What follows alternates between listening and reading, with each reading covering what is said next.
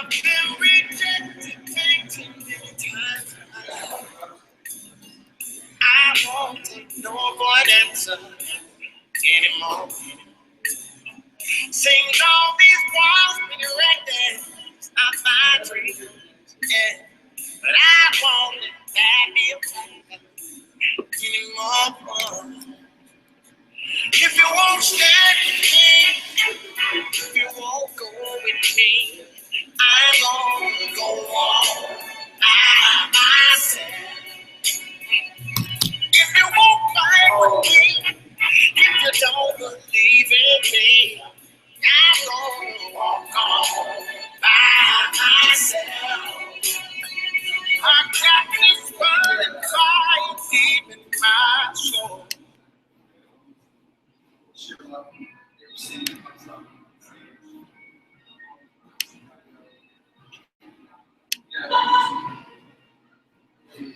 Hey everyone, I'm Niami, and welcome to Coffee Shop Talk, where in this series we are going to be discussing our young people and keeping them out of the system. Um, kind of came up with this idea based off of the movie that's been buzzing around on Netflix called The 13th Amendment. Um, and it's about the clause in the 13th Amendment how slavery can legally be reinstituted in if a person is convicted and goes to jail. That they basically can become a slave again. With the buzz and with the talking, people were like, "Wow, did you really see this? They're still doing this now, and prisons being very big business." Um, I wanted to talk about a couple of topics in regards to parents, educators, um, people in the community, people who identify with working with young people as a mentor or just as someone who cares about young people, our children, um, and who sees what they go through in the school setting, particularly public schools. Um, a lot of people have said that public schools are breeding grounds, send young black boys, black girls, and brown boys and brown girls, prison, school to prison pipeline. There are many systemic factors that go into play with that. Today, we're not going to touch on that. Today, we're going to talk about just some very intimate things that parents and caretakers should be considering if they haven't done so already. There are men in gray, parents and caretakers and educators, mentors who are doing wonderful things with our young people, who are helping them to not be a part of that cycle. Um, so I wanted to put that out there first of all. But I feel like there's some kind of like some basic groundwork and tools that we as those who actually work with young people, we should always be having in the back of our mind, whether we're parents or we're teachers, mentors, tutors, someone who just has the capacity to be in a young person's life consistently. Um, we should be helping them with these things to make help them to make the right choices for themselves. Because at the end of the day, they do have choices. One of the things that I don't like about some of these documentaries is we point out the problems a great deal, and yes, it's undeniable. You can't get away from them. But what we don't point out are the things that we do have control over, and that we can do to help our young people. Now, is it a cure-all mechanism? Absolutely not. But does it broaden the chances of keeping them out of the system and being successful in this wretched system? Yes, it is. Um, do we like it? No. Do we want it to be changed? Absolutely, without a doubt. I think that's no question. Um, but I feel like a lot of times we brush over the things that we can do now with our young people to ensure that they are as successful as they can be and that they do have the opportunity to have a wonderful life, successful life, whatever success looks like for them. So today I have 5 different bullet points that I'm just gonna go over with you really quickly, and that'll be it. And then it'll just be open for discussion at your own leisure. So the first one is, do our children like to learn? That's our first one. What activities do we encourage? The third one is, are we encouraging stereotypes? The fourth one is, do we promote financial independence? And the fifth and final one is, do we mandate our children to critically think? Now, those 5 topics I know can be discussed from now until you call in the hogs, if you will.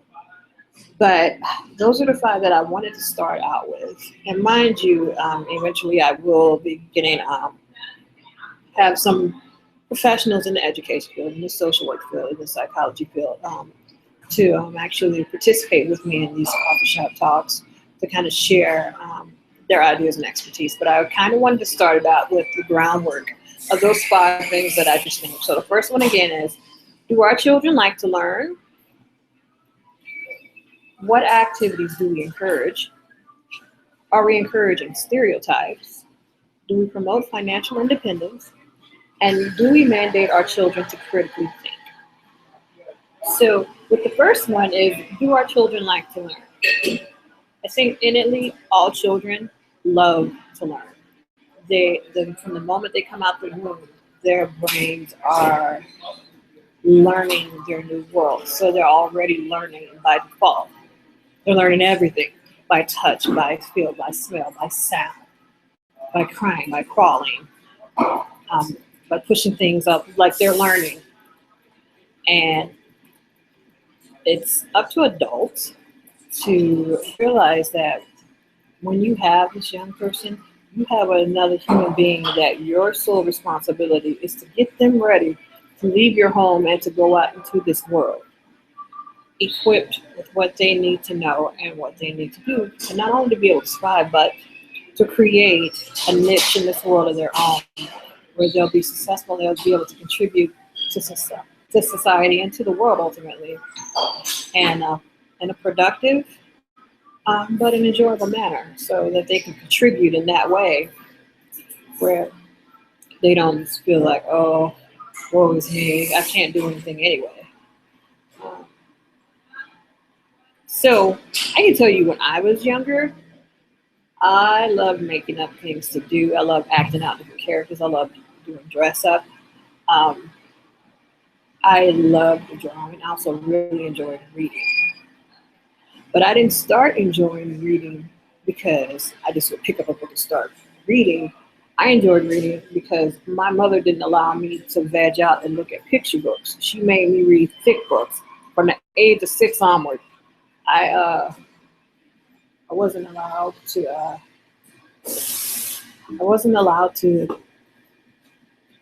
have those pretty colorful books that everybody else had. I didn't get that. That was a no-go for me.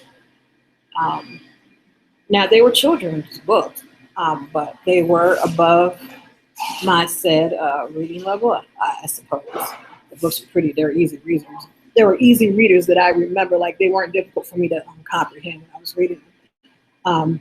But they were thick, and they had pictures. It was like 2 to 3 total. So that actually helped develop my love for reading. And I think what encouraged it more so, besides the fact that my mom didn't really give me the picture books, was the fact that I was nosy, and she knew that. And so she saw that, I was inquisitive, and, she used that for her advantage, and as well as mine, and to encourage, reading at a younger age. Or she didn't have to like fight tooth and nail until you don't want to make me read. It's like, oh, so she's curious about stuff anyway. So let me just have her do this. And so that, that actually helped me to become like a fast reader. Like my track and reading was definitely on par when I was in elementary school. And I actually ended up reading a lot faster. My comprehension was better. We'll get back to that in a minute. Than a lot of my peers. It had nothing to do with the teachers at school. It had everything to do with my mother because she didn't want dumb children, the way she put it. And we know that that term dumb is not appropriate. But my mother did not want illiterate children. She was not about that life. So I um, I got a faster reading level because of that. Um, but as far as the things that I really enjoyed learning, both my parents worked, so like they couldn't hone in like I felt the way that they needed to.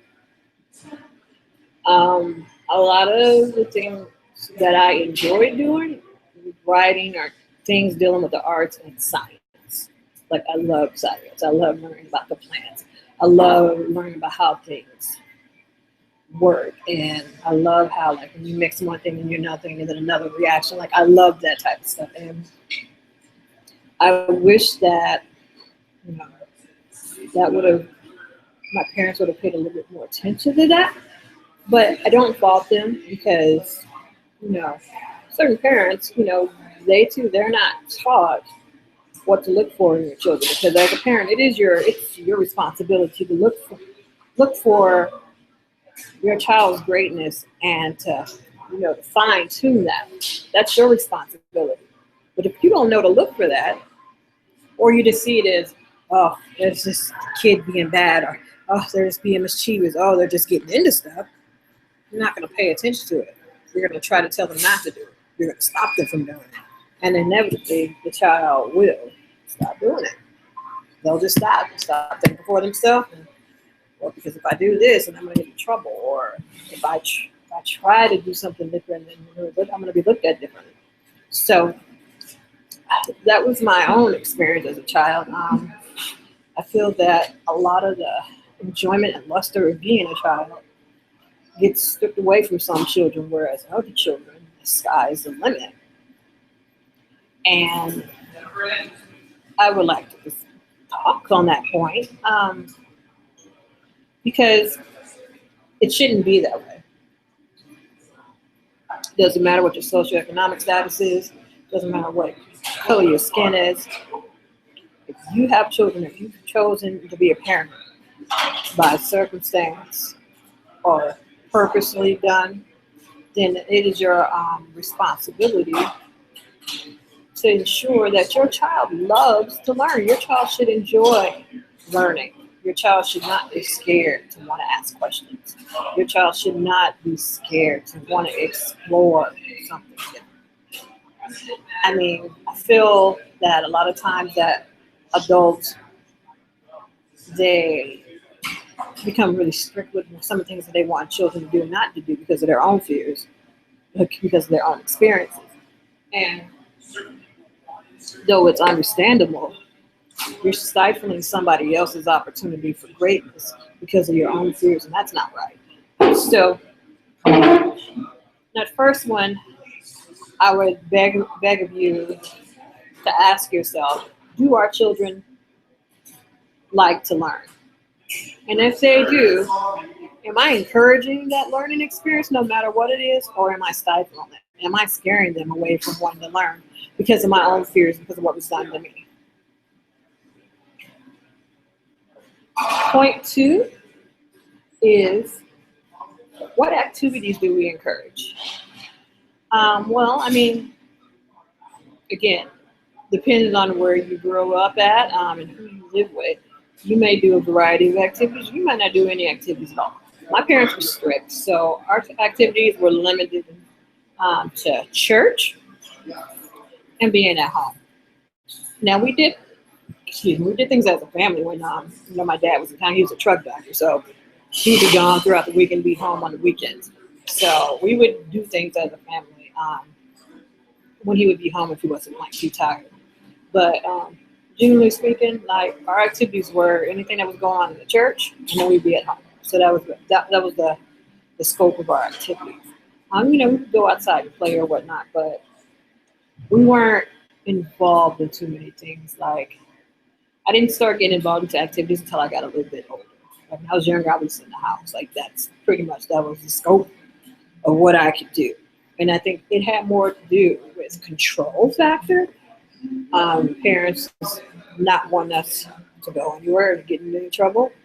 Then it actually had to do with, you know, putting us in activities that were enriching to us and that would encourage us to want to strive to do other things. That didn't happen. Now, my brother, he played the saxophone. He had been playing it for a long time. So that got him out the house more because he played an instrument. I wasn't musically inclined like that, so I was stuck. I was stuck until middle school, high school. Like my seventh grade years, like when I was able to start doing things at the church, I joined the choir, and then that opened up a lot of opportunities to travel more because I would travel with my dad on the road with him every summer, so we got a chance to see different places. That wasn't an issue, but doing other activities like Girl Scout, Boy Scout, or debate team, spelling team, or any other type of outfit of that nature, we didn't have the opportunity to do that. And because of that, it made things very difficult to be able to, want to be social with other young people.